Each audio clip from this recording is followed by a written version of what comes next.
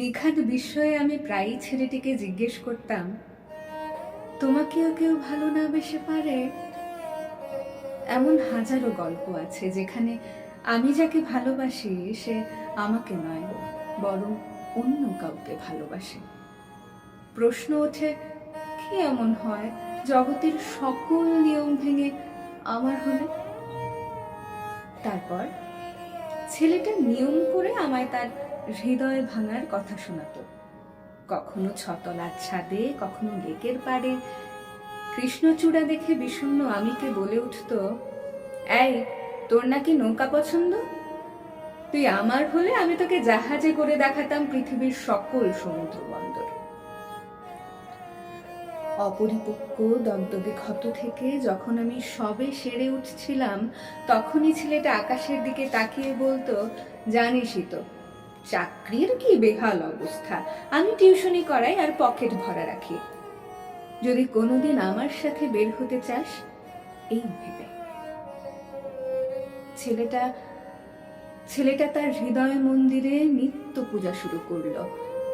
আমাকে পেতে খোদার কাছে ফরিয়াদ করা শুরু করলো। অতঃপর যে ছেলেটা অন্ধকার নদীতে আমাকে ছেড়ে আসেনি, বরং হাত বাড়িয়ে রেখেছিল, ওই দিন আমরা চাইতে আকাশে বিদ্যুৎ চমকালো, আর আমি জগতের সকল নিয়ম ভেঙে তার হবার চেষ্টা চালিয়ে গেলাম। আমাকে না পাবার হাহাকার ঘুচিয়ে দিলাম। আমি আমি এ বুঝে গেছিলাম, তার কাছে আর যাই হোক আমি ভিখারি হব না কোনোদিন। দেবী থেকে ভিখারি হবার যে স্তর থাকে তা পার করতে আমার অন্তত ওর থেকে 2 জন্ম সময় প্রয়োজন। পাওয়ার পর বদলিয়ে যাওয়ার যে প্রচন্ড সত্যি নিয়ম, সেই নিয়মের ভয় কাটিয়ে আমি বিশ্বাস করা শুরু করলাম, তাকে কোনোদিন এমন প্রশ্নের সম্মুখীন হতে হবে না যে মানুষ মানুষ এমন ভাবে বদলায় যায়, কেন যায়? মানুষ এমন তয় একবার পাইবার পর নিতান্ত মাটির মনে হয় সোনার মোহর।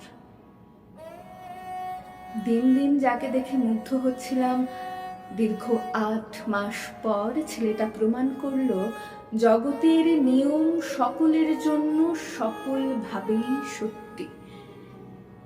সাময়িকভাবে নিয়ম ভাঙলেও এই নিয়ম ভাঙার তীব্রতা কম।